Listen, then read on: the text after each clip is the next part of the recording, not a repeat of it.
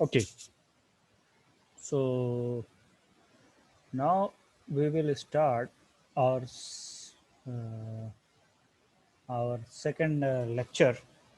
uh, हमने अपने पहले लेक्चर में पढ़ा पीरियोडिक प्रॉपर्टी, कितने तरह के एलिमेंट हैं, पीरियोडिक टेबल क्या होता है, कैसे पीरियोडिक टेबल वजूद में आया, स्टार्टिंग क्या थी पीरियोडिक टेबल की, और क्यों पीरियोडिक टेबल क्लासिफाई किया गया, पीरियोडिक टेबल बनाया गया। ठीक है, अब उसमें पैरामीटर्स क्या क्या होते हैं। तो हमने पैरामीटर्स ये एटॉमिक साइज कर लिया, ठीक है, और electron loosening and electron gaining property कर लिया। अब इस लेक्चर में अब हम बात करेंगे, इस लेक्चर में हम बात करेंगे किसकी, नेक्स्ट इलेक्ट्रॉन एफिनिटी और इलेक्ट्रॉन नेगेटिविटी की। ठीक है, तो स्टार्ट करते हैं। अब what is electron affinity? Okay, electron affinity क्या होती है? सर, इलेक्ट्रॉन एफिनिटी नाम से आपको पता चल रहा है, इलेक्ट्रॉन एंड एफिनिटी, इलेक्ट्रॉन की खींचने की क्षमता या इलेक्ट्रॉन लव। ठीक है, तो एक एटम की इलेक्ट्रॉन एफिनिटी के बारे में बात हो रही है कि कोई एटम कितनी आसानी से एक इलेक्ट्रॉन को एक्सेप्ट करता है। ठीक है, तो electron affinity is the energy change when electron is added to an atom. ठीक है, क्या है एनर्जी चेंज? जब एक इलेक्ट्रॉन को हम ऐड करते हैं उस एटम के शेल में, तो एनर्जी जो रिलीज होती है या एनर्जी चेंज इन एनर्जी जो होती है, उसको हम क्या बोलते हैं? Electron affinity. Generally the energy that result from this process is negative और क्लोज टू जीरो। ठीक है, कहने का मतलब हम इसको नेगेटिव साइन से याद रखिए, कोई एनर्जी नेगेटिव में कोई चीज होती नहीं है, एनर्जी कभी भी नेगेटिव में नहीं जानी जाती। नेगेटिव लिखने का पर्पस ये है कि अट्रैक्शन या एनर्जी रिलीज हुई, जैसे ही उसके रेंज में, जब उसके इलेक्ट्रोस्टैटिक रेंज में किसी भी एटम के इलेक्ट्रोस्टैटिक रेंज में कोई इलेक्ट्रॉन आएगा तो अपनी एनर्जी लूज करेगा और न्यूक्लियर फोर्स ऑफ अट्रैक्शन से अट्रैक्टेड रहेगा। तो इसमें जो एनर्जी रिलीज होगी, the more negative this energy the more is the process favour. और जितनी ज्यादा नेगेटिव एनर्जी यानी उतनी पावरफुल्ली वो न्यूक्लियस से अट्रैक्टेड होगा। The more negative is the energy the more the process is favoured. ठीक है, तो कहने का मतलब जितनी ज्यादा एनर्जी नेगेटिव में शो हो रही होगी, इतना यानी उतनी आसानी से वो एटम क्या करेगा, उस इलेक्ट्रॉन को अपनी तरफ खींच के रखेगा। तो इसको बोलते हैं इलेक्ट्रॉन एफिनिटी। ठीक है, तो इलेक्ट्रॉन एफिनिटी की जरा ट्रेंड की बात कर ले। यहाँ हम बात कह रहे हैं कि in general electron affinity become more exothermic as you go from left to right across a row. यानी कि अगर लेफ्ट से राइट की तरफ जाएंगे तो उतनी ज्यादा इलेक्ट्रॉन एफिनिटी एक्सोथर्मिक होगी, मींस उतनी ज्यादा एनर्जी रिलीज होगी, यानी उतनी ज्यादा माइनस में एनर्जी आएगी। क्यों? क्योंकि आपको मालूम है कि जैसे ही हम अलोंग द पीरियड चलते हैं, यानी अलोंग द एक्स एक्सिस चलते हैं, यानी एक पीरियड के फ्रॉम लेफ्ट टू राइट जाएंगे, एटॉमिक साइज डिक्रीज होता जाता है।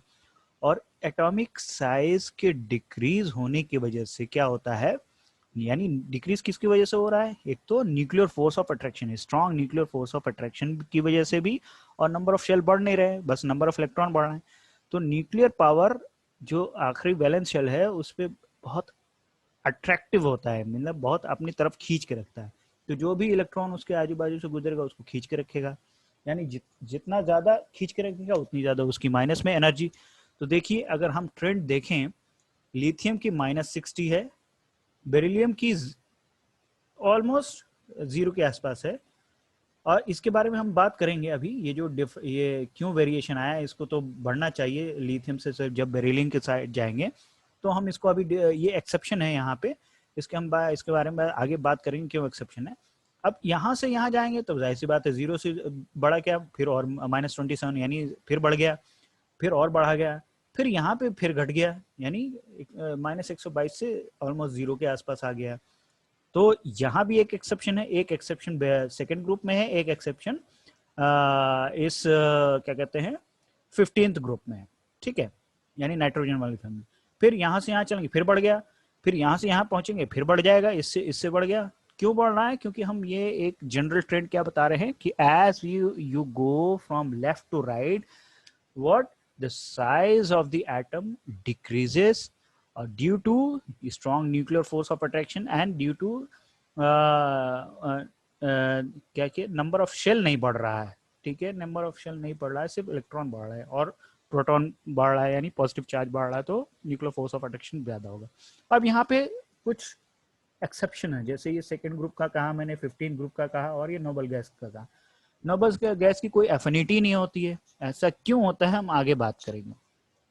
तो कहने का मतलब ये कि electron affinity along the period बढ़ती चली जाती है और डाउन द ग्रुप डिक्रीज होती जाती है। देखिए डाउन द ग्रुप 60 से 53 आ गया, 53 से 48 आ गया, फिर 47 आ गया, ठीक है, डाउन द ग्रुप जाएंगे क्या होगी, क्योंकि साइज बढ़ रही है, साइज बढ़ रही है और nuclear force of attraction decrease हो रहा है। तो nuclear force of attraction decrease हो रहा है तो वो जो एक्स्ट्रा इलेक्ट्रॉन आएगा उसको अपनी तरफ खींच, ज्यादा पावर से नहीं खींच के रख पाएगा, ठीक है, तो उसकी एनर्जी कम हो जाएगी, ठीक है।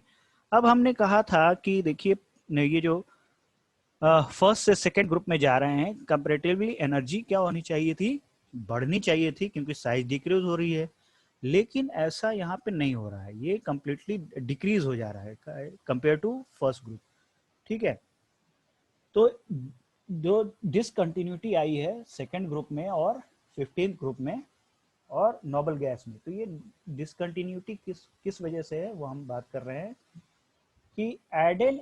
अब यहाँ पे देखिए एक रीजन ये है कि जब हम फर्स्ट ग्रुप से सेकंड ग्रुप में जाते हैं तो जो इलेक्ट्रॉनिक कॉन्फ़िगरेशन है सेकंड ग्रुप का, ठीक है, इलेक्ट्रॉनिक कॉन्फ़िगरेशन जो है सेकंड ग्रुप का, सेकंड ग्रुप का मतलब ये 1s 2s2 हो जाएगा। अगर बेरिलियम की बात करें कितना होता है एटॉमिक नंबर 4, तो 4 में 1s2 2s2। उसी तरह नीचे मैग्नीशियम का वैलेंस इलेक्ट्रॉन क्या हो जाएगा 3s2, ठीक है, थर्ड पीरियड में आता है और सेकंड ग्रुप में। मैंने बताया था आपको ये जो प्रिंसिपल क्वांटम नंबर है वैलेंस इलेक्ट्रॉन का, ये बताता है पीरियड और नंबर ऑफ इलेक्ट्रॉन बताता है ग्रुप, ठीक है। तो देखिए यहाँ पे क्या हो रहा है कि क्योंकि इसका इलेक्ट्रॉनिक कॉन्फ़िगरेशन कंप्लीटली फिल्ड हो जा रहा है, यानी इस सेकेंड ग्रुप का इलेक्ट्रॉनिक कॉन्फ़िगरेशन कंप्लीटली फिल हो जाएगा। कंप्लीटली फिल का मतलब 2s2 2s 2s2 3s2 4s2। तो कंपेयर टू फर्स्ट ग्रुप इसके इलेक्ट्रॉन लेने की क्षमता घट गई। क्यों घट गई भाई? इसके पास, क्योंकि ये स्टेबल स्टेबल कॉन्फ़िगरेशन में आ गया। स्टेबल कॉन्फ़िगरेशन किसको कहते हैं कि या तो कंप्लीटली फुल्ली फिल्ड हो ऑर्बिटल या कंप्लीटली हाफ फिल्ड हो ऑर्बिटल।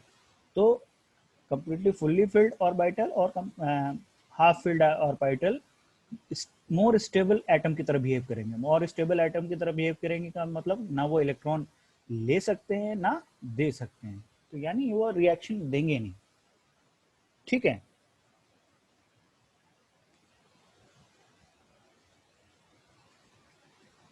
और दूसरी बात ये कि एक तो एक ये रीजन हो गया, दूसरा रीजन जो इलेक्ट्रॉन आएगा भी तो यहाँ क्या है, जो इलेक्ट्रॉन इलेक्ट्रॉन का रिपल्जन होगा। Electron is farther from the nucleus and feel repulsion from the S electron. S electron की वजह से रिपल्जन क्रिएट होगी, ठीक है, न्यूक्लियस से रिपल्जन भी तो क्रिएट होगी। कुल मिला के ये है कि ये जो डिसकंटिन्यूटी आई है सेकेंड ग्रुप और 15 ग्रुप में, ये कंप्लीटली फुल्ली फिल्ड और कंप्लीटली हाफ फिल्ड। अब अगर मैं यहाँ कार्बन से नाइट्रोजन की बात करूँ, ठीक है, एक मिनट, कार्बन से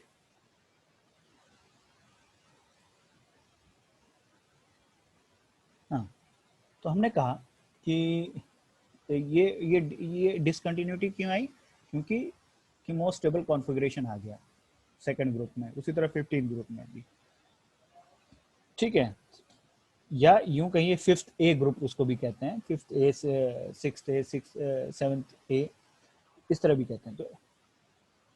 तो जो एक्स्ट्रा इलेक्ट्रॉन आएगा जो यहाँ पे इसकी इलेक्ट्रॉनिक कॉन्फ़िगरेशन करेंगे तो completely fully filled more stable configuration आ गया। जैसे हम कहें कि नाइट्रोजन का एटॉमिक नंबर कितना होता है 7, ठीक है 7, तो क्या होता है इसका 1s2 2s2 एंड 2p3। तो 2p3 का मतलब क्या हुआ, ये जो ऑर्बिटल है इसके तीनों कैसे हैं, completely half filled, completely half filled है। तो मतलब क्या हुआ, ये स्टेबल कॉन्फ़िगरेशन कहलाता है कि ये स्टेबल गैस, स्टेबल कॉन्फ़िगरेशन। तो ये अब ये अपनी स्टेबिलिटी खोना नहीं चाहता है, ठीक है। तो खोना नहीं चाहता, ये ना तो इलेक्ट्रॉन लेना चाहता है ना इलेक्ट्रॉन देना चाहता है। कंपेयर इलेक्ट्रॉन एफिनिटी इसकी कम हो जाएगी, ठीक है। और दूसरा reason, extra electron must go into occupied orbital, occupied orbital में आएगा, और आएगा तो फिर क्या रिपल्शन होगा, रिपल्शन से एनर्जी डिक्रीज हो जाती है। तो एनर्जी डिक्रीज हो जाएगी का मतलब ये पॉजिटिव में चली जाएगी। तो इसका मतलब ये अनस्टेबल फॉर्म में चला जाएगा, अनस्टेबल फॉर्म में वो जाना नहीं चाहता। तो कहने का मतलब ये है कि ये जो दो ट्रेंड में डिसकंटिन्यूटी आई है, ये किस वजह से, इनके इलेक्ट्रॉनिक कॉन्फ़िगरेशंस की वजह से। और जो लास्ट में नोबल गैस है, ये जो नोबल गैस है इसकी इलेक्ट्रॉन एफिनिटी 0 है, क्योंकि ये मोस्ट स्टेबल है। आपको मालूम है नोबल गैस इसका नाम इसलिए भी पड़ा कि ये अनरिएक्टिव होते हैं। अनरिएक्टिव का मतलब ना इलेक्ट्रॉन लेते हैं ना देते हैं यूजुअली, ठीक है। तो इसलिए यहाँ पे इलेक्ट्रॉन एफिनिटी नोबल गैस की 0 है, ठीक है। तो अब बात करते हैं कि इलेक्ट्रॉन एफिनिटी जो है वो ये फैक्टर किन किन चीज़ों पे डिपेंड करता है, कौन कौन से फैक्टर पे। तो इफेक्टिव न्यूक्लियर चार्ज, यानी किसी भी, सॉरी,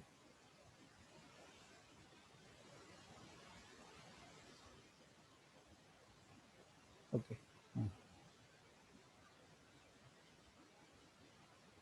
इफेक्टिव न्यूक्लियर चार्ज का मतलब ये होता है कि किसी भी न्यूक्लियस और वैलेंस इलेक्ट्रॉन के बीच में, वैलेंस इलेक्ट्रॉन के बीच में कितने डिस्टर्बिंग इलेक्ट्रॉन है।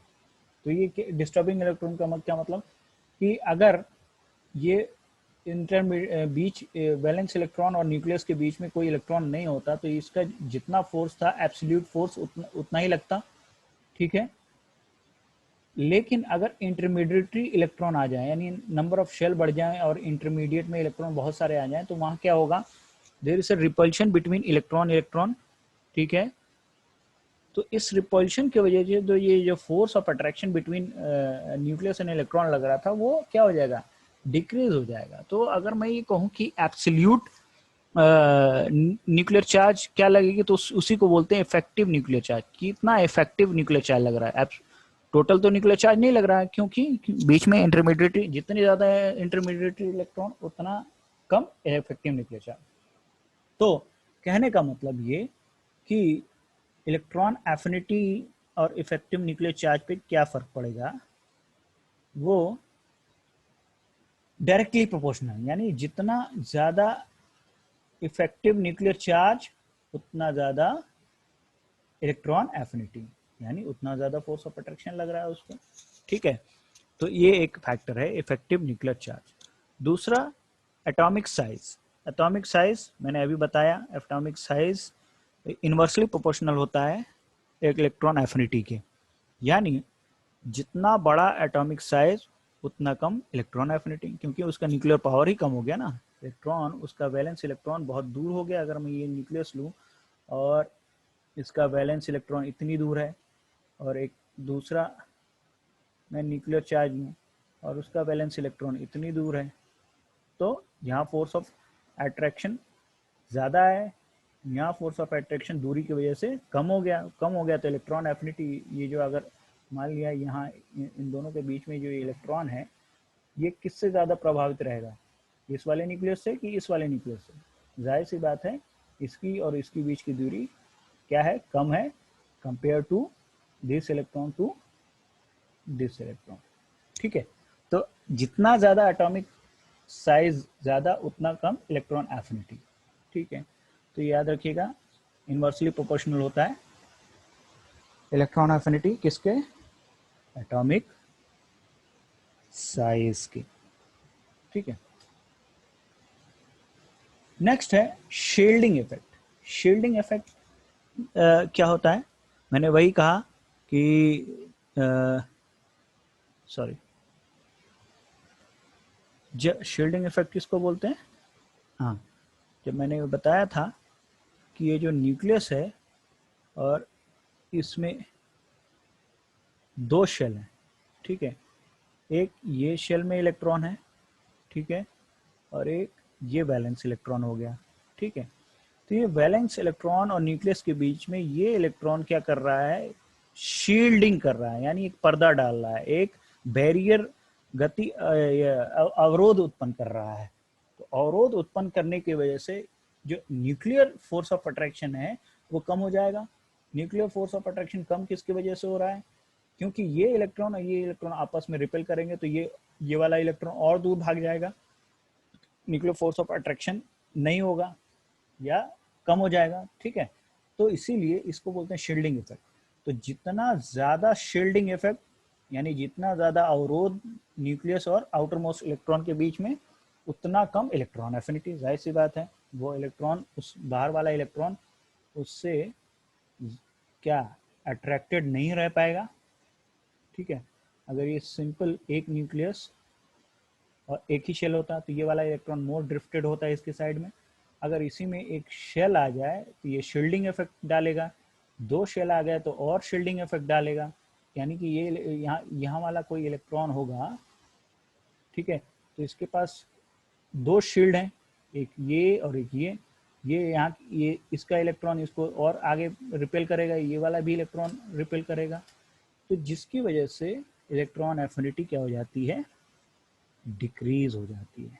तो जब भी शील्डिंग इफेक्ट इंक्रीज करेगी इलेक्ट्रॉन एफिनिटी डिक्रीज करेगी, तो इनवर्सली प्रोपोर्शनल है। तीसरा अगला क्राइटेरिया जो है स्टेबिलिटी, यानी इलेक्ट्रॉनिक कॉन्फ़िगरेशन कैसा है किसी भी एटम का या एलिमेंट का। ठीक है, एलिमेंट का अगर इलेक्ट्रॉनिक कॉन्फ़िगरेशन मैंने अभी बताया था, जो डिस्क्रिपेंसी या डिसकंटिन्यूटी अलोंग द पीरियड जब जा रहे थे तो सेकेंड ग्रुप में डिसकंटिन्यूटी आ रही थी, उसी तरह 15 ग्रुप में डिसकंटिन्यूटी आ रही थी। तो ऐसा डिसकंटिन्यूटी के पीछे रीज़न क्या था, फुल्ली फिल्ड ऑर्बिटल और हाफ फिल्ड ऑर्बिटल।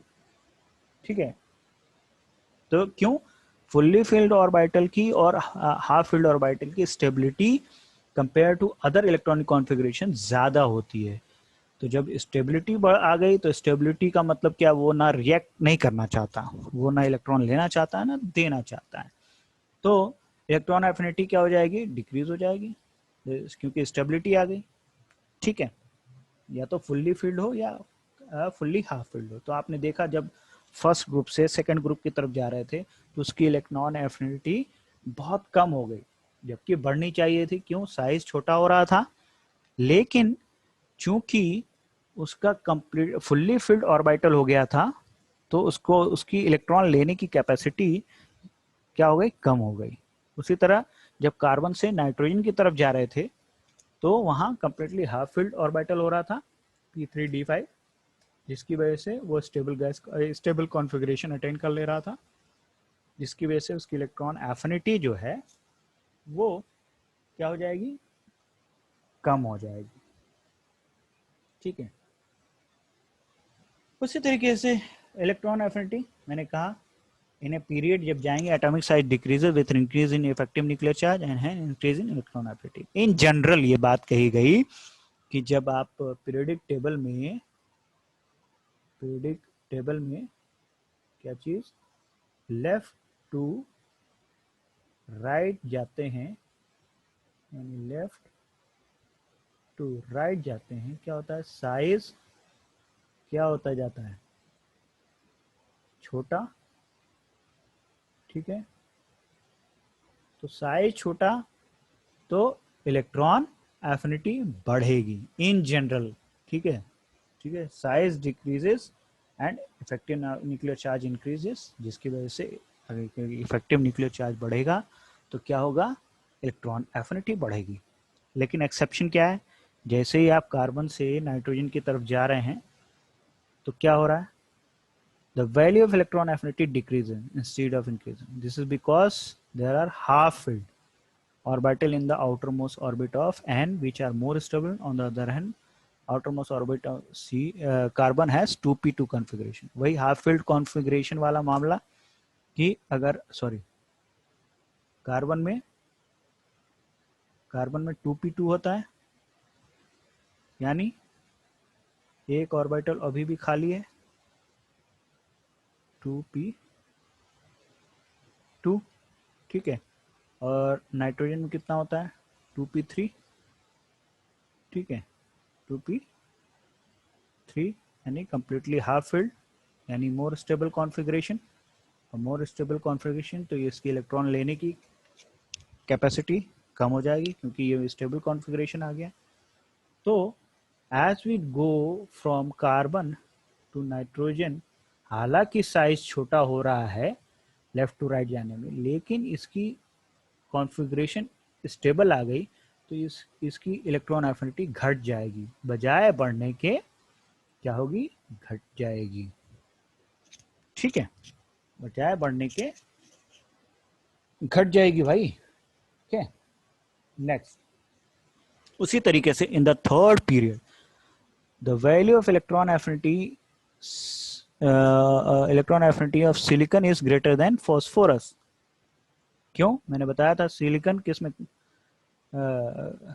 कार्बन की फैमिली में आता है, का सी,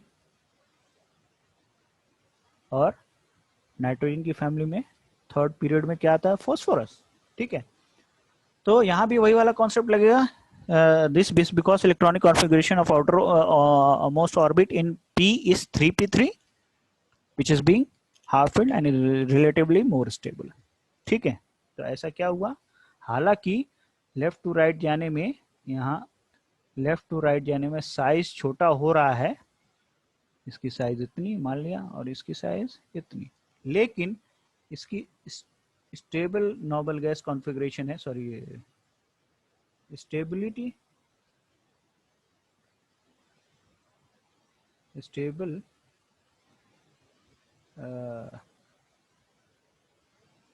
स्टेबल कॉन्फ़िगरेशन हो रहा है। यहाँ देखिए कंप्लीटली हाफ फिल्ड ऑर्बिटल है यहाँ पे,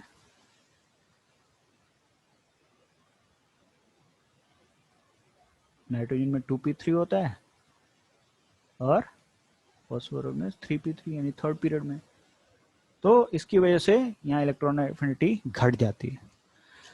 the value of electron affinity of inert gas are zero.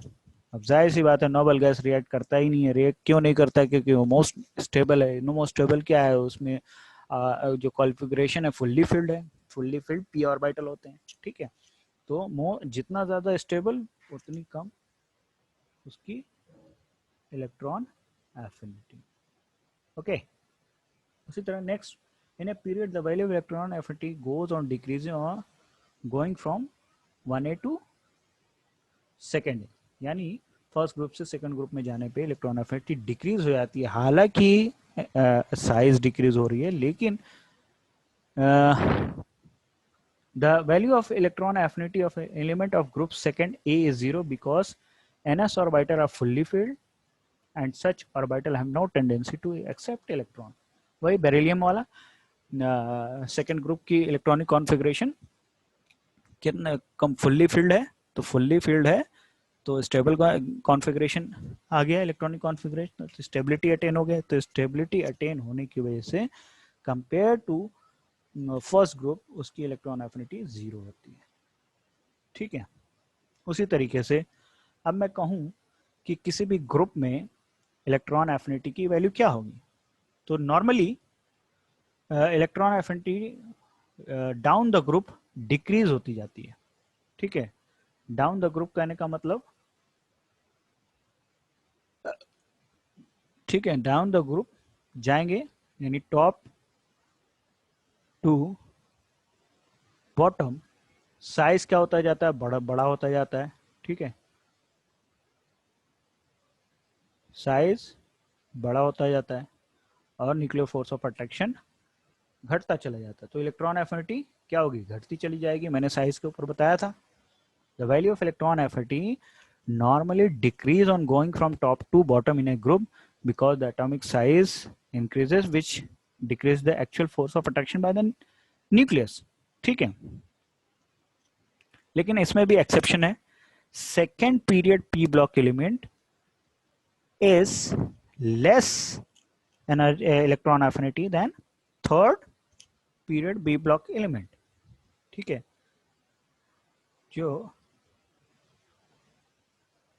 Second, ये सेकेंड पीरियड है या थर्ड पीरियड है, हालांकि साइज बढ़ रहा है, लेकिन यहाँ पे पी ब्लॉक एलिमेंट की अगर बात करें, ये जो पी ब्लॉक एलिमेंट है 13 टू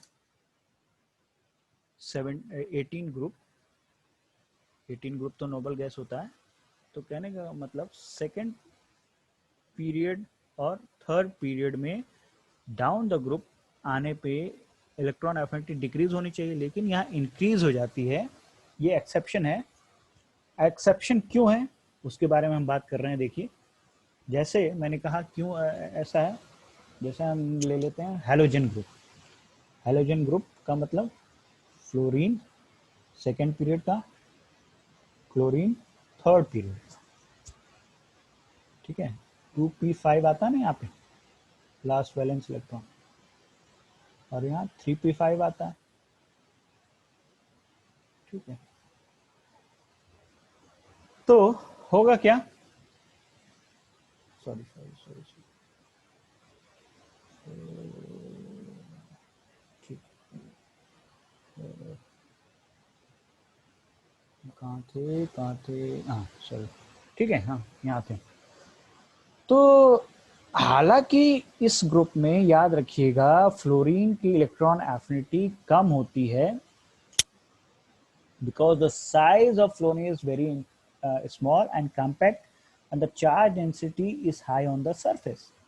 चार्ज डेंसिटी हाई होने की वजह से और साइज छोटी होने की वजह से the incoming electron experience more repulsion in comparison to chlorine. That is the why the value of electron affinity of chlorine is highest in the periodic table. ठीक है, चूंकि फ्लोरीन का साइज छोटा है और इसका साइज बड़ा है, तो इसमें ये जो, ये कहिए कि ये जो 2p इलेक्ट्रॉन है, तो ये जो बाहर वाला इलेक्ट्रॉन आएगा, ये इसकी साइज छोटे होने की वजह से ये इलेक्ट्रॉन इलेक्ट्रॉन रिपल्शन ज़्यादा होगी। यहाँ पे साइज जो है बड़ा तो होगा, तो इसकी जो इलेक्ट्रॉन कैपेसिटी है लेने की, यहाँ इलेक्ट्रॉन इलेक्ट्रॉन रिपल्शन जो है कम होगा। या यूं कहें कि electron holding capacity of fluorine is low due to इस स्मॉलर साइज। तो आसानी से इलेक्ट्रॉन एफिनिटी जो है वो कंपेयर करें क्लोरीन से, तो फ्लोरीन का इलेक्ट्रॉन एफिनिटी कम होगा, ठीक है। नेक्स्ट आते हैं, the value of electron affinity of alkali metal and alkyl metal can be regarded as zero because they do not have tendency to form anion by accepting electron. अब भैया first to group का क्या होता है, अगर second period ले लें 2s1 और 2s2, ठीक है। तो जनरली अल्कलाइन मेटल और अल्कलाइन अर्थ मेटल क्या होते हैं, फर्स्ट टू ग्रुप। तो ये आसानी से इलेक्ट्रॉन लूज करते हैं, इनकी एक्सेप्टिंग कैपेबिलिटी बहुत कम होती है, ठीक है, एक्सेप्टिंग। तो इसलिए जनरली इनकी electron affinity regarded as zero, ठीक है। अब ये सवाल भी वैसे ही है जो अभी मैंने बताया, decreasing order of electron affinity generally down the group due to size increase electron affinity decrease होना चाहिए। तो ट्रेंड तो पहला फॉलो होना चाहिए, लेकिन मैंने अभी बताया एक्सेप्शन क्या है, फ्लोरीन की साइज छोटे होने की वजह से इसकी इलेक्ट्रॉन एफिनिटी कम होती है कंपेयर टू क्लोरीन। तो option B is the right answer. Okay, ये एक सवाल था जिसके बेसिस पे मैंने एक्सेप्शन बताया यहाँ पे कि 2p और सेकंड p में वेरिएशन है, एक एक्सेप्शन है। नेक्स्ट पैरामीटर है इलेक्ट्रोनिगेटिविटी। इलेक्ट्रोनिगेटिविटी किसको कहते हैं भाई electronegativity? Electronegativity is a measure of tendency of an atom to attract a bonding pair of electron. यानी किसी भी जब एटम बॉन्ड क्रिएट हो गया तो बॉन्ड क्रिएशन में शेयरिंग ऑफ इलेक्ट्रॉन होता है, स्पेशली कोवेलेंट बॉन्ड में। तो कोवेलेंट बॉन्ड में जो शेयर्ड पेयर ऑफ इलेक्ट्रॉन है उसका इलेक्ट्रॉन का क्लाउड किसकी तरफ झुका होगा? जिसकी कैपेसिटी इलेक्ट्रोनेगेटिविटी ज्यादा होगी। ठीक है, तो electronegative is the measure of tendency of an atom to attract a bonding pair, यानी वो एटम जो अपनी तरफ इलेक्ट्रॉन पेयर को झुका के रखे। ठीक है, तो पॉलिंग ने एक स्केल बनाया। Pauling scale is the most commonly use. Fluorine जो है मोस्ट इलेक्ट्रोनेगेटिव एलिमेंट है पीरियोडिक टेबल में, is assigned a value of 4 and the value range down to caesium and francium which are least electronegative 0.7। अब ये electronegativity के base पे हम बता सकते हैं due to difference in their electronegativity, हम बता सकते हैं कि पहली बात तो ये कि अगर इलेक्ट्रोनेगेटिविटी डिफरेंस दोनों एटम के बीच का 0 है, ठीक है, तो कोवेलेंट बॉन्ड बनाएगा। और कोवेलेंट बॉन्ड 0 का मतलब क्या हो? सेम टाइप का ही एटम जोड़ के मॉलिक्यूल बन रहा है, जैसे हाइड्रोजन मॉलिक्यूल, H2 मॉलिक्यूल या Cl2 मॉलिक्यूल। तो उसमें शेयर पेयर ऑफ इलेक्ट्रॉन कैसे प्रेजेंट रहता है भाई?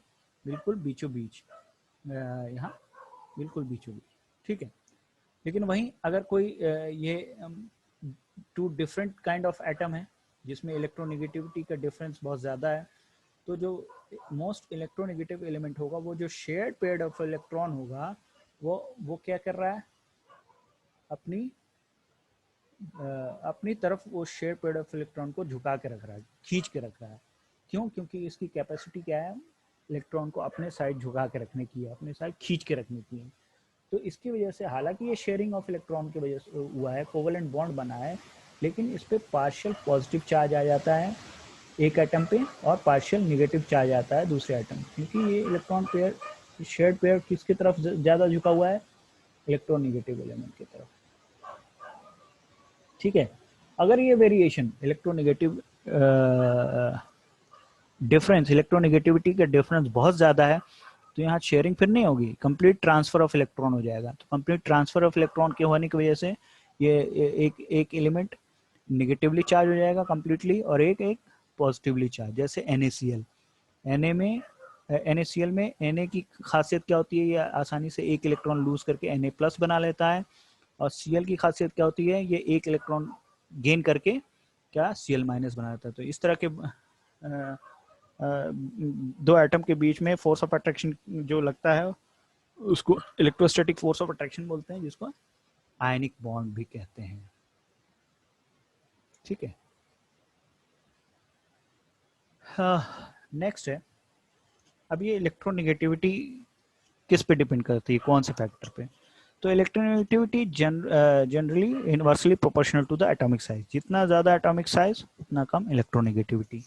मतलब इलेक्ट्रोनेगेटिविटी साइज जितना ज़्यादा, जितना बड़ा एटम का साइज उतना कम इलेक्ट्रोनेगेटिव। क्यों? Nuclear force of attraction decrease हो गई। Nuclear force of attraction decrease होगी तो इलेक्ट्रॉन को अपनी तरफ खींच के नहीं रख पाएगा। तो ये देखिए कुछ जनरल ट्रेंड आपको मैंने बताया था कि अलोंग द पीरियड इलेक्ट्रोनेगेटिविटी बढ़ती जाती है, यहाँ से 1, 1.5 हो गई, 2 हो गई, 2.5 हो गई, और डाउन द ग्रुप डिक्रीज होती जाती है। ठीक है, और सबसे हाईएस्ट इलेक्ट्रोनेगेटिविटी किसकी होती है? फ्लोरीन की। ठीक है, याद रखिएगा डिफरेंस इलेक्ट्रॉन एफिनिटी और इलेक्ट्रोनेगेटिविटी में फ़र्क है। इलेक्ट्रोनेगेटिविटी की बात तभी होती है जब बॉन्डेड एटम हो और उसमें इलेक्ट्रॉन क्लाउड कितना जोर से खींच के कोई रख रहा है, उसकी इलेक्ट्रोनेगेटिविटी उतनी ज़्यादा।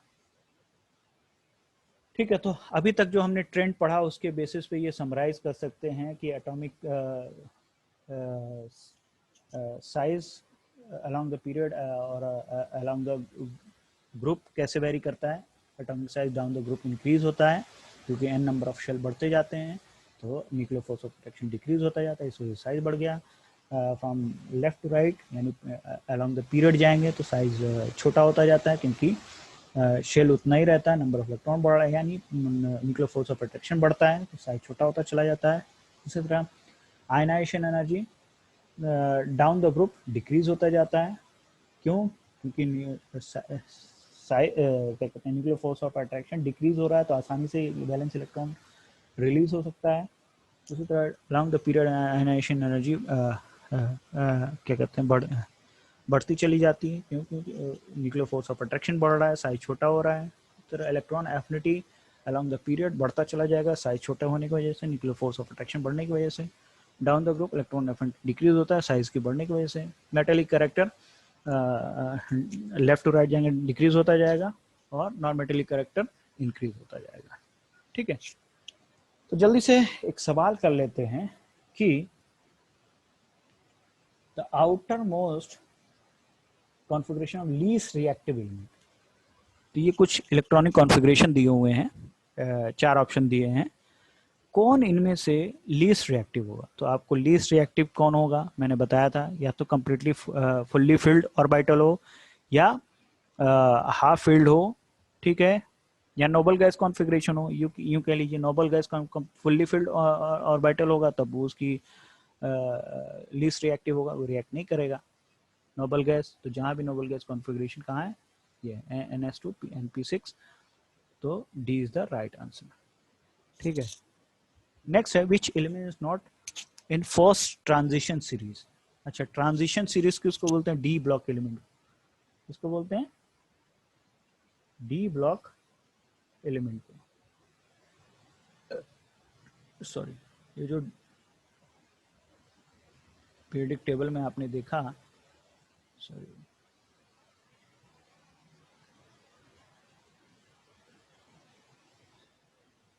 ये जो डी ब्लॉक एलिमेंट, इसमें first second third transition series होती है।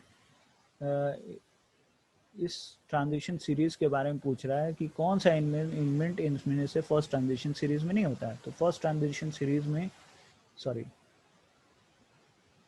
क्या आता है, क्या क्या आता है? Scandium, titanium, vanadium, chromium, manganese,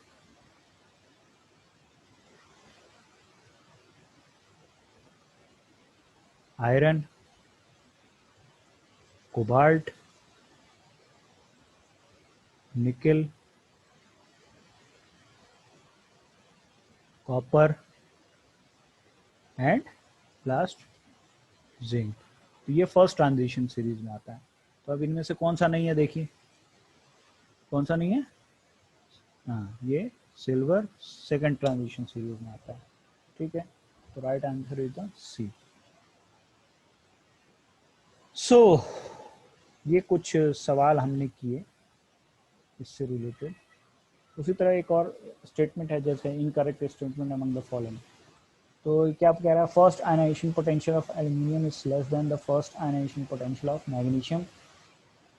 तो कहने का मतलब सेकेंड ग्रुप है, ये सेकेंड ग्रुप, और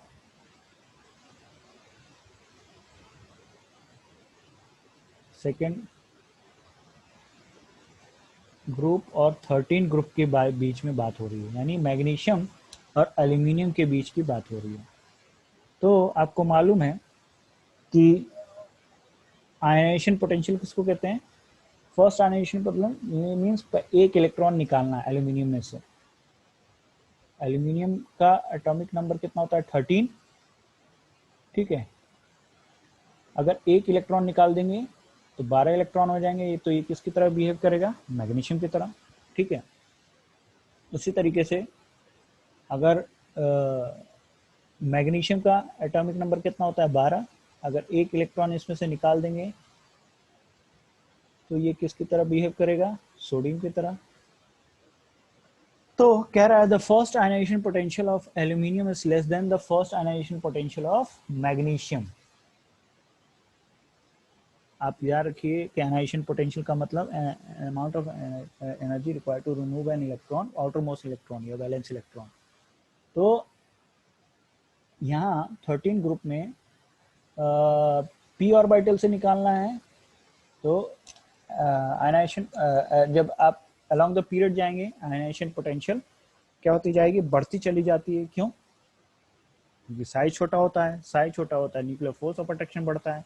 तो न्यूक्लियर फोर्स ऑफ अट्रैक्शन बढ़ेगा तो क्या होगा, उतनी ज़्यादा एनर्जी लगेगी इलेक्ट्रॉन को निकालने के लिए। लेकिन यहाँ बात कह रहा है कि first ionization potential of aluminium is less than first ionization potential of magnesium. तो बात सही है भाई, क्योंकि एल्यूमिनियम बाद में आता है, मैग्नीशियम पहले आता है। साइज छोटा है एल्यूमिनियम का तो फर्स्ट आयनाइजेशन पोटेंशियल ज़्यादा होगी। तो पूछा है incorrect. The second ionization potential of magnesium is greater than the first ionization potential of what, sodium. तो सेकेंड आयनाइजेशन पोटेंशियल का मतलब ये मैग्नीशियम में से 2 इलेक्ट्रॉन चला गया तो क्या हो गया, ये बिल्कुल नियोन की तरह। नियोन का एटॉमिक नंबर 10 होता है तो नोबल गैस कॉन्फ़िगरेशन आ गया। ठीक है, the second ionization potential magnesium is greater than first ionization energy of Na+। तो फर्स्ट आयनाइजेशन एनर्जी, ठीक है, potential greater, the second greater than first potential of sodium. फिर यहाँ पे the second ionization potential of magnesium is greater. तो जो अगर मैं, हाँ यहाँ पे एक मिनट चाहिए, second ionization potential of magnesium greater कैसे होगा। मान लिया मैंने इसका सॉरी मैग्नीशियम से एक इलेक्ट्रॉन निकाला तो ये फर्स्ट आयनाइजेशन एनर्जी हुआ मैग्नीशियम का। ठीक है,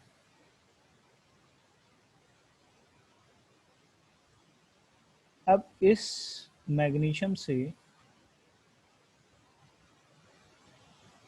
मैंने एक इलेक्ट्रॉन और निकाला, ये क्या हो गया, Mg2+। ठीक है, तो कहने का मतलब यहाँ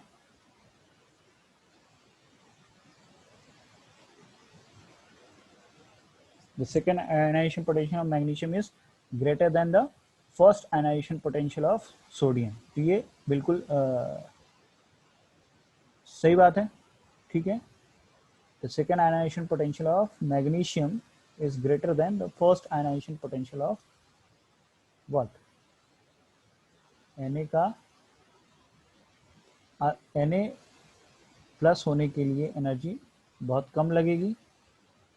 ठीक है, ऐसा क्यों?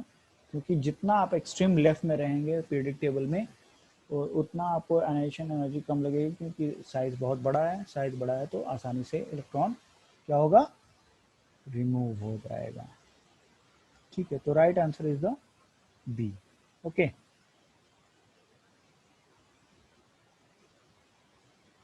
सो नेक्स्ट चलते हैं। Which of the following arrangement represent the correct order of electron gain enthalpy? Electron gain enthalpy मैंने बताया था आपको। यहाँ पे यहाँ थोड़ा करेक्शन है, यहाँ कर लीजिएगा। करेक्शन का है, एक मिनट, नहीं करेक्शन नहीं, यहाँ ऑक्सीजन लिया है, ये कार्बन नहीं है, यहाँ सिर्फ ऑक्सीजन है। तो अगर हमने ऑक्सीजन, सल्फर, फ्लोरीन और क्लोरीन लिया तो electron enthalpy, electron gain enthalpy किसकी ज़्यादा होगी? तो मैंने कहा था अलोंग द पीरियड जाएंगे इलेक्ट्रॉन गेन एंथैल्पी बढ़ेगी, डाउन द ग्रुप आएंगे इलेक्ट्रॉन एंथैल्पी डिक्रीज होगी। तो लेकिन एक बात कही थी मैंने कि सेकेंड और सेकेंड पीरियड और थर्ड पीरियड में एक्सेप्शन है। क्लोरीन की इलेक्ट्रॉन एंथैल्पी क्या होती है, ज़्यादा कंपेयर टू फ्लोरीन। क्यों? क्योंकि क्लोरीन का साइज छोटा होता है। सेम कॉन्सेप्ट यहाँ भी लगेगा ऑक्सीजन और सल्फर में, ठीक है।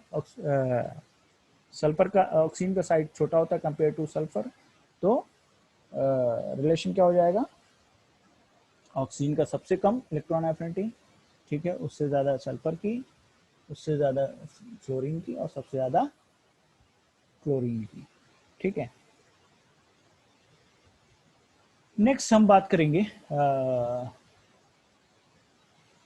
The pair of element has chemical property, which pair of element has same chemical property. तो सेम केमिकल प्रॉपर्टी मतलब सेम वैलेंस इलेक्ट्रॉन होना चाहिए। तो इलेक्ट्रॉनिक कॉन्फ़िगरेशन करेंगे, किसी देखेंगे एलिमेंट की यहाँ वैलेंस इलेक्ट्रॉन S2 में है, यहाँ S1 है, यहाँ 3S1 है। तो ये सेकंड पीरियड एलिमेंट, ये थर्ड पीरियड एलिमेंट, यानी लिथियम और क्या है कि ये सोडियम, ठीक है। तो दोनों सेम सेम ग्रुप के एलिमेंट हैं। सेम ग्रुप के एलिमेंट का मतलब सेम केमिकल प्रॉपर्टी। तो right answer is the B, ठीक है। नेक्स्ट आते हैं इलेक्ट्रॉनिक कॉन्फ़िगरेशन पे। इलेक्ट्रॉनिक सॉरी हाँ, इलेक्ट्रॉनिक कॉन्फ़िगरेशन किसको कहते हैं? इलेक्ट्रॉनिक कॉन्फ़िगरेशन का मतलब arrangement of electron in space around the nucleus, यानी न्यूक्लियस के अराउंड इलेक्ट्रॉन को कैसे रखा जाए, या डिस्ट्रीब्यूशन क्या है इलेक्ट्रॉन का इन द ऑर्बिटल, ठीक है। तो उसके लिए दो रूल फॉलो होते हैं कि हम फिलिंग कैसे करते हैं इलेक्ट्रॉन की एटम में। तो पहला प्रिंसिपल है ऑफ बाउ प्रिंसिपल। ऑफ बाउ का मतलब क्या होता है? Building up of. Building up of का मतलब इलेक्ट्रॉन की फिलिंग हमेशा बढ़ते हुए क्रम में होगी एनर्जी के, यानी सबसे पहले सबसे इलेक्ट्रॉन की फिलिंग सबसे पहले किस में होगी? सबसे कम एनर्जी वाले शेल में, फिर उसके बाद उससे बड़ी, उससे बड़ी, उससे बड़ी, ऐसा इलेक्ट्रॉन फिलिंग होता जाएगा, ठीक है। तो इसको बोलते हैं ऑफ बाउ प्रिंसिपल। जब कभी भी इलेक्ट्रॉन की फिलिंग होगी तो सबसे पहले लोवेस्ट एनर्जी में होगी, ठीक है, उसके बाद उससे बड़ी एनर्जी में होगी, ठीक है, उसके बाद उससे बड़ी एनर्जी, उसके बाद उससे बड़ी एनर्जी। तो ये कैसे पता लगाते हैं? ये पता ऐसे लगाते हैं, आपको मालूम है क्वांटम नंबर आपने पढ़ा होगा, n principal quantum number, l azimuthal, m magnetic and s for spin. तो किसी भी प्रिंसिपल क्वांटम नंबर की मैक्सिमम l वैल्यू कितनी होगी? 0 टू n-1। तो मैं अगर कहूं कि अगर प्रिंसिपल क्वांटम नंबर 1 है तो इसकी l की वैल्यू क्या होगी? 0 और 1-1 0, यानी एक ही वैल्यू ही 0, और 0 l की वैल्यू 0 किसकी होती है? s की, ठीक है। l की वैल्यू अगर 0 है तो s, l की वैल्यू अगर 1 है तो p, और अगर 2 है तो d, और 3 है तो f, ठीक है। तो याद रखिएगा, मैंने कहा ऑफ बाउ प्रिंसिपल क्या? In the increasing order of the electron filling will take place in the increasing order of energy. अब इसमें एक रूल इंक्रीजिंग ऑर्डर में n प्लस l की भी लगती है, ठीक है। अगर n प्लस l की वैल्यू जिसकी कम उसकी एनर्जी कम। जैसे मैं कहूँ क्या इलेक्ट्रॉन 3p के बाद 3d में जाएगा कि 4s में जाएगा, ठीक है। तो अगर मैं 3d की वैल्यू निकालूं, n 3d की वैल्यू n कितनी है? 3, और d की वैल्यू कितनी होती है? 2। तो इसकी n प्लस l वैल्यू कितनी आ गई? 5, ठीक है। उसी तरह 4s की वैल्यू कितनी है? अगर n की वैल्यू 4s में 4 है और l की वैल्यू कितनी है? 0, तो इसका मतलब टोटल वैल्यू कितनी हो गई? 4। तो 4 और 5 में छोटा कौन? 4, 4 जाहिर सी बात है। तो छोटा जो कौन? तो ये 4s में फिलिंग पहले होगी कंपेयर टू 3d, इसलिए after 3s 3p electron will move to 4s then 3d में जाएगा। तो ये हो गया पहला रूल। पहला रूल क्या कहते हैं? ऑफ बाउ प्रिंसिपल। सेकेंड प्रिंसिपल है कि किसी भी एक ऑर्बिटल में मैक्सिमम कितने इलेक्ट्रॉन रह सकते हैं? 2। किसी भी एक ऑर्बिटल यानी एक डिब्बे में मैक्सिमम कितने इलेक्ट्रॉन रह सकते हैं? 2, ठीक है। कितने इलेक्ट्रॉन रह सकते हैं? मैक्सिमम 2। किसी भी एक डिब्बे में कितने हो सकते हैं? मैक्सिमम 2। ठीक है, तो पॉली एक्सक्लूजन प्रिंसिपल क्या कहता है? Maximum electron in an orbital will be 2। The orbital में have occupied by maximum of 2 electron. ठीक है, 2 से ज्यादा इलेक्ट्रॉन नहीं हो सकते किसी भी एक ऑर्बिटल में, या यूं कहिए no 2 electron can have all the 4 set of quantum number. तो मैंने कहा एस में कितना ऑर्बिटल होता है? आपको मालूम है एक ही डिब्बा होता है एस में। पी में 3 होते हैं, ठीक है, डी में 5 होते हैं, ठीक है, और एफ में 7 होते हैं।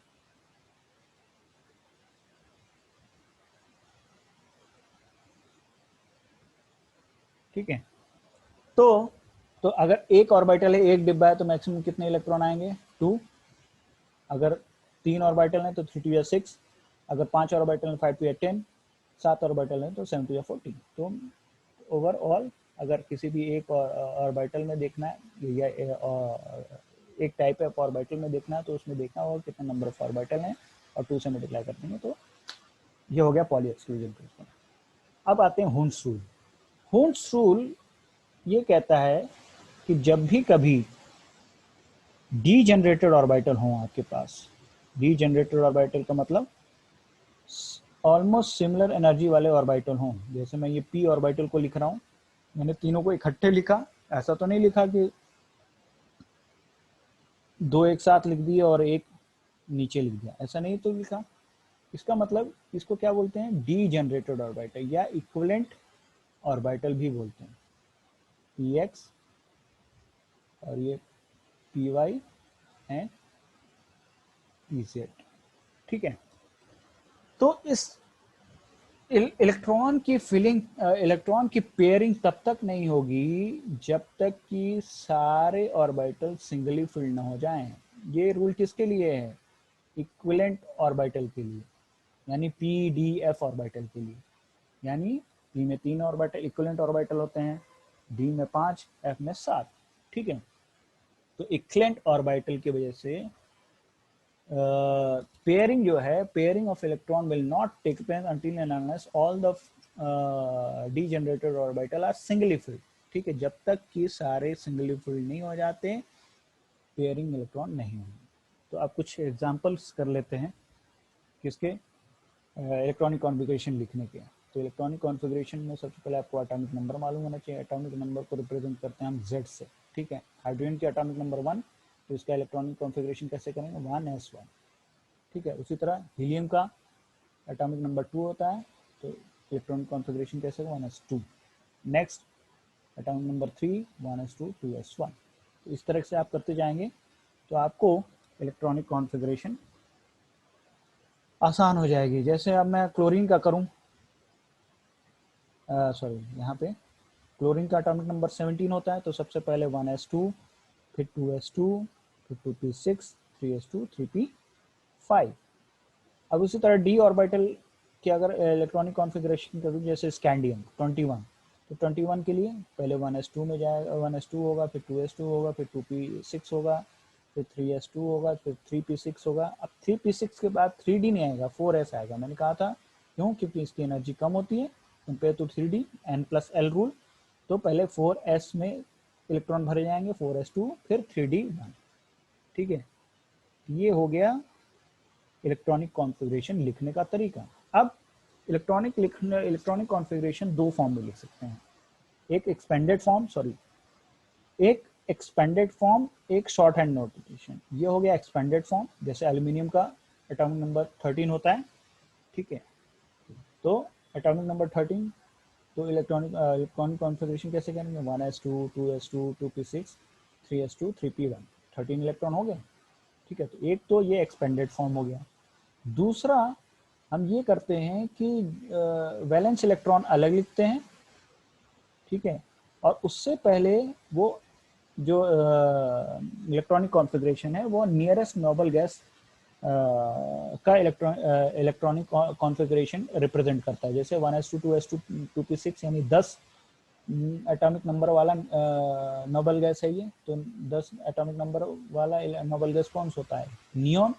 तो इसमें यहाँ पे हम इसकी इलेक्ट्रॉनिक कॉन्फ़िगरेशन नहीं लिखेंगे, सिंपल ब्रैकेट के अंदर हम क्या लिख देंगे, उस नोबल गैस का सिंबल, एटॉमिक सिंबल। ठीक है, एटॉमिक सिंबल ब्रैकेट के साथ लिखेंगे और उसके बाद जो बैलेंस इलेक्ट्रॉन बचा उसकी इलेक्ट्रॉनिक कॉन्फ़िगरेशन लिखेंगे 3s2 3p1। तो इसको क्या बोलते हैं, शॉर्ट हैंड नोटेशन।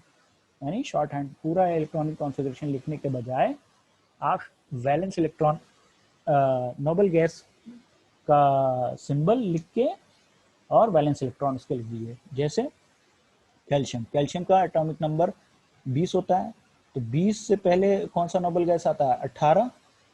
18 वाला, 18 किसका होता है एटॉमिक नंबर? आर्गन का। तो आर्गन हमने लिख दिया और बैलेंस इलेक्ट्रॉन क्या है, रेड से मैंने डिनोट किया 4s2, आगे आर्गन के आगे 4s2। ये शॉर्ट हैंड नोटेशन हो गया और ये एक्सपेंडेड फॉर्म हो गया। एक्सपेंडेड फॉर्म में आप पूरा इलेक्ट्रॉनिक कॉन्फ़िगरेशन लिखेंगे 1s2 2s2 2p6 3s2 3p6 4s2। ठीक है, उसी तरीके से निकल का हम करें, निकल का कोनी 28 होता है, तो 28 का मतलब क्या लिख सकते हैं? 1s2 2s2 2p6 3s2 3p6 4s2। मैंने कहा था 3d से पहले 4s2 भरा जाएगा, तो सबसे पहले 4s2 फिर 3d8। ये तो हो गया एक्सपेंडेड फॉर्म। ठीक है, एक्सपेंडेड फॉर्म और ये शॉर्ट हैंड नोटेशन, इसमें नियरेस्ट नोबल जो इसके बाद नोबल गैस कौन सा आएगा, वही आर्गन ही आएगा। ठीक है, 18 तो आर्गन का इलेक्ट्रॉन, और इसमें वैलेंस इलेक्ट्रॉन कौन से हैं? 4s2 और 3d8। ठीक है, तो इसको हम क्या लिखते हैं? आर्गन ब्रैकेट में और 4s2 3d8। उसी तरह हम आयोडीन का भी लिखेंगे। तो ये एक्सपेंडेड फॉर्म और शॉर्ट हैंड नोटेशन मेरा ख्याल है आपको समझ में आ गया होगा। यहाँ पे हमारा ये लेक्चर खत्म होता है। अगले लेक्चर में हम बात करेंगे वैलेंशियल और केमिकल कंपाउंड के बारे में। Okay, thank you so much.